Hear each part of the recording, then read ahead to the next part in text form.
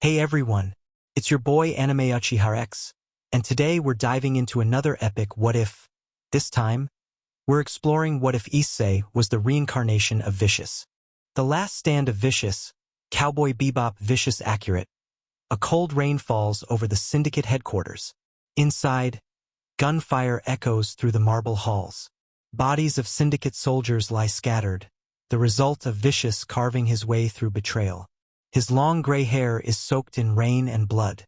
His coat is torn. His sword drips red. But his expression, calm, predictable, silent.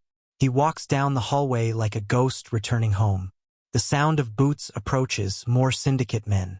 They open fire instantly. Vicious moves through bullets with frightening grace. One clean slash, one precise thrust, one sweeping counter. Every motion is efficient. Cold. Perfect. But he's wounded, bleeding heavily. A bullet lodges in his side. Another grazes his shoulder. Still, he stands tall. The betrayal at the end of the hall, two syndicate leaders, men Vicious once commanded, step out with rifles aimed. Vicious, one says, you should have stayed dead. He raises his gun. But Vicious looks at them with those famous dead eyes and replies, voice low. Even snakes attack their own when they fear the strongest. They fire. The impact hits him hard. Blood sprays. Vicious falls to one knee. Not defeated, but finally reaching the limit of a human body.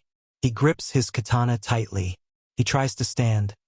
But the final shot hits his chest. He collapses. Not screaming. Not begging. Not cursing. Just falling silently.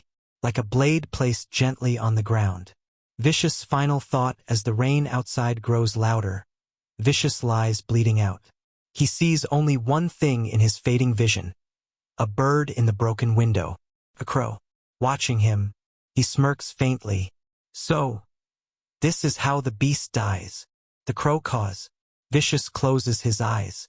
The sound of rain continues. Fade to black. Vicious dead. But not erased. His will is too sharp to disappear completely. Cast out the breaking point. The Hyudu house was silent after the Gremmeries departed.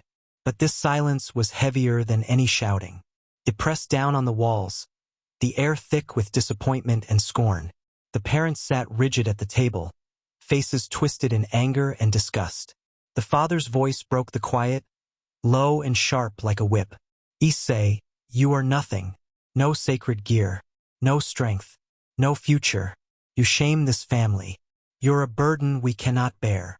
The mother's voice followed, sharper, colder, each word cutting like glass. We cannot waste our lives on weakness. From this day forward, you are no longer our son. Daichi smirked. His smile was cruel, predatory. Rin laughed, sharp and mocking. Guess you're free now, freak. Rin sneered, stepping closer. Eyes gleaming with malice. Free to rot, Daichi added, voice low, almost enjoying the sting of his words. Issei said nothing. He lowered his head further, gray hair covering his eyes. No tears, no argument. Silence was the only weapon he had ever known. The abandonment, the next morning brought no solace. The house was empty. By the door sat a single bag, his few belongings hastily packed. No note. No explanation, just rejection. He stared at it. The weight of everything, the mockery, the scorn, the years of being unwanted, pressed against him, yet he remained still. No words escaped him. No tears fell. Only the cold, quiet understanding that this world had no place for him. He stepped outside. The door closed behind him. It never opened again. Living alone. The city was indifferent. Koa's streets buzzed with life and laughter, but none of it touched him. He found a small, abandoned apartment on the edge of town. The walls were cracked, the floor cold. A single mattress lay on the ground, thin and worn. This was home now. He cooked scraps. He drank tap water. He slept fitfully, ears straining for any sign of danger, any whisper of another soul, and finding none. At night, the laughter of families outside grated against him, a cruel reminder of the warmth and connection that had been denied. He didn't envy them. He didn't want it. But the absence, it hollowed him.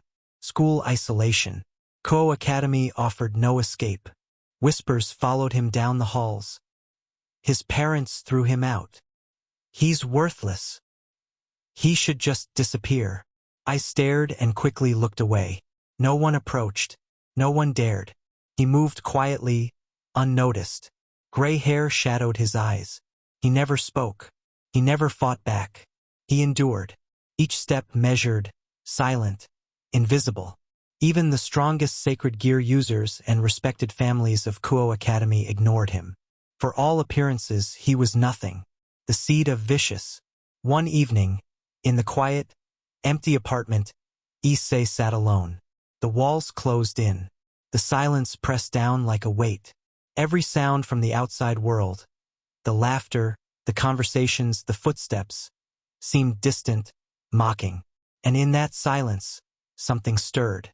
Not words, not whispers, not a thought he could recognize. Presence, cold, patient, waiting, a memory not his own yet familiar.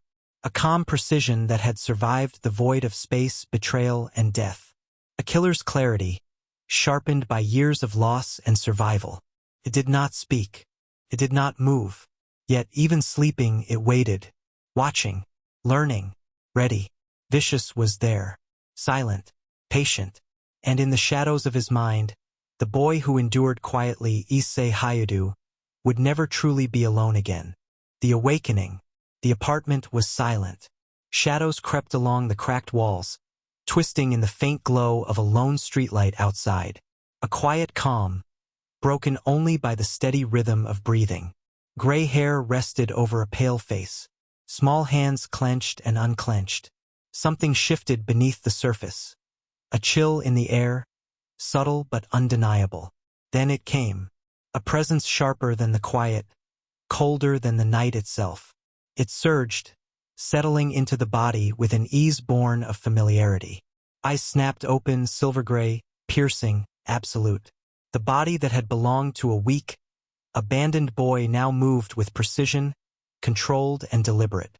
Vicious was awake. He rose from the thin mattress, movements fluid, silent, lethal. Every instinct, every calculation, every memory from a life long ago returned in an instant.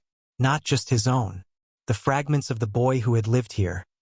The small routines, the fears, the small strengths he never knew, were stitched seamlessly into the awareness of a predator reborn. A smile, faint and sharp, touched the corners of his lips. Everything that had been his, everything he had lost in the void of space now returned. And yet, this world was different, slower, less refined, weak, a place to test patience, strategy, and dominance. He walked through the small apartment, inspecting the space. Every crack, every broken tile, every corner of shadow was noted, catalogued, understood. Survival was instinct. Observation was habit. Preparation was life. Vicious was no longer a memory, no longer a whisper, no longer a shadow in the mind of a timid boy. He existed here, fully, completely, and the world, cruel, mocking, unprepared, would soon learn what it meant to cross him. Forging the body. The apartment was quiet. Shadows stretched across cracked walls, but the air pulsed with tension, sharp and deliberate. Predator had awoken. Vicious stood in the center of the room, gray hair falling over his face, eyes silver gray and piercing. The body beneath him was young, untested, fragile.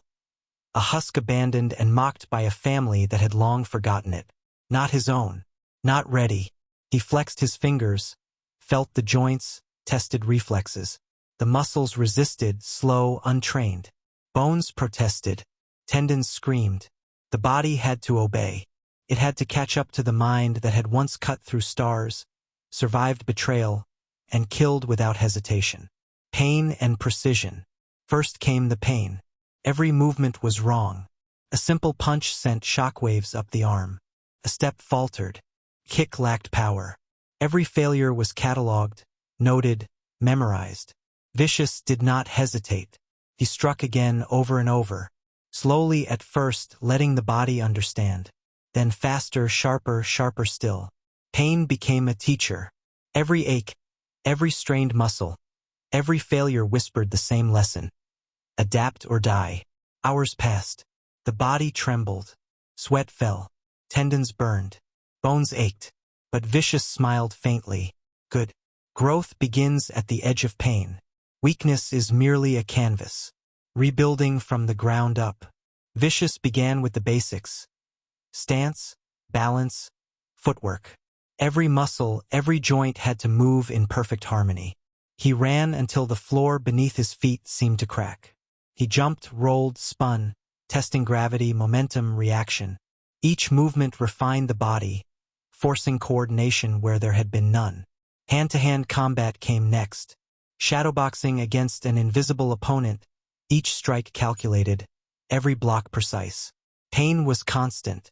Bruises formed, bones ached, but each failure was a lesson. Each misstep a step closer to perfection. He tested the body's limits, speed, endurance, reflexes, strength. Movements that once felt clumsy now flowed like water. The body learned, adapted, and began to obey. Vicious could not ignore his past. Memories of the space cowboy came unbidden. The weight of a blade, the snap of gunfire, the dance of death through fire and chaos. He imagined enemies, countless, faceless, deadly, and trained against them. Every strike, every dodge, every parry was real in his mind. Every mistake burned into muscle and bone. He picked up makeshift weapons, a broom, a broken chair leg, and moved as if the world depended on it. Shadows became opponents. The room a battlefield. Pain his tutor. Precision his goal. Mental discipline. Training the body was not enough. The mind had to be sharper. Vicious pushed himself further. Balancing on thin ledges, focusing while blindfolded, meditating while the body shook from exhaustion. Every action measured, every thought precise. Patience was honed. Instinct sharpened. Strategy became second nature. Memories of Issei's life surfaced. Fear, rejection, weakness. But Vicious did not flinch. He cataloged them, understood them, and folded them into a larger plan. Every weakness of the body, every social failing, every ridicule, now tools to survive and dominate. The transformation. Days blurred into nights.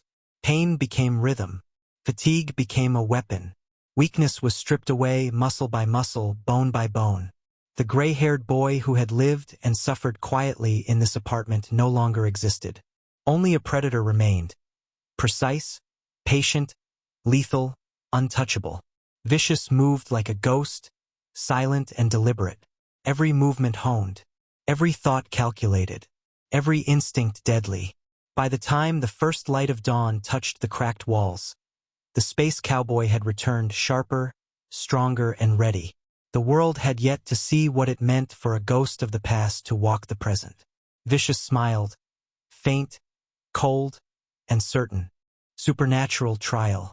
The city was quiet, too quiet. Streetlights flickered over cracked asphalt, casting long, unnatural shadows. The night held its breath. Vicious walked alone, gray hair loose, brushing over his eyes. Silver-gray orbs scanned every movement, every pulse of the air. Every shadow mattered. Every shift was potential threat. He knew they were coming before he saw them. From the darkness, figures emerged. Two cloaked forms radiating unnatural energy. Not human. Fallen angels.